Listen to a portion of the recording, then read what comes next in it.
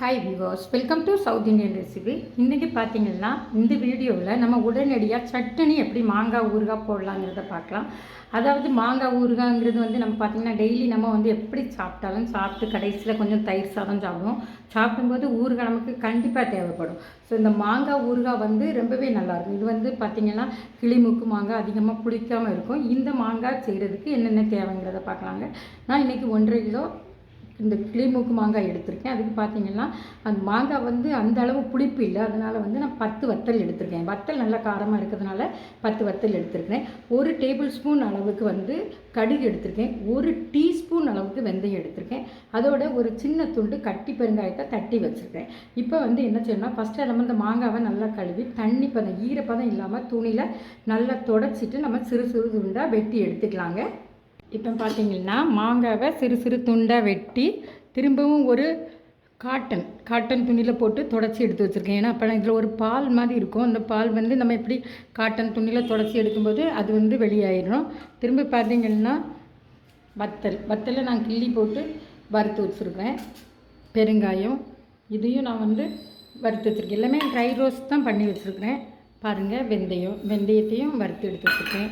கடுகு வறுத்து எடுத்து வச்சுருக்கேன். இப்போ நம்ம என்ன பண்ணணும்னா இந்த கடுகு, வெந்தயம், காயம், வத்தல் இதை அவ்வளோத்தையும் மிக்ஸி ஜாரில் பொடி பண்ணி எடுத்துக்கிடணும். அதோடு நம்ம இந்த கல் உப்பையும் கொஞ்சம் லேசாக போட்டு பொடி பண்ணிக்கிடணும்.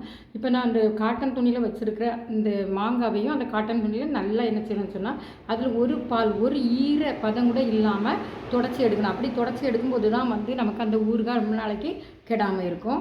இப்போ பார்த்தீங்கன்னா ஊறுகாய்க்குள்ள பொடியை வந்து நான் குறகுறப்பாக அரைச்சி வச்சுருக்கேன். ரொம்ப நைஸாக அரைக்க வேண்டாம். இப்படி இதில் வந்து உப்பும் சேர்த்து அரைச்சி வச்சுருக்கிறேன். அதோட பார்த்தீங்கன்னாக்கி இப்போ நான் இந்த மாங்காவை வந்து நல்லாவே தொடச்சி வச்சுருக்கேன். வெட்டி திரும்ப காட்டன் துணியில் போட்டு தொடச்சி எடுத்து வச்சுருக்கேன்.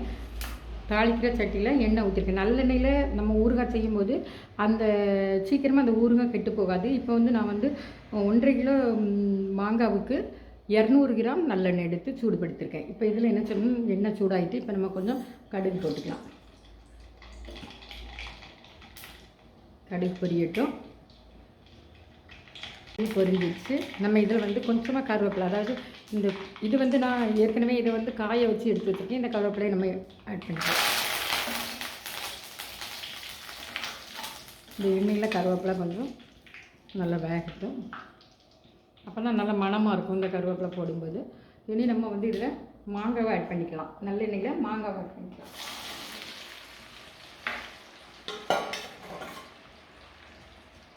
இது இப்போ எண்ணெயில் வந்து ஒரு ஆஃப் குக், அதாவது ஆஃப் பாயில் வரைக்கும் இந்த மாங்காவை நம்ம எண்ணெயில் வேக விடணும்.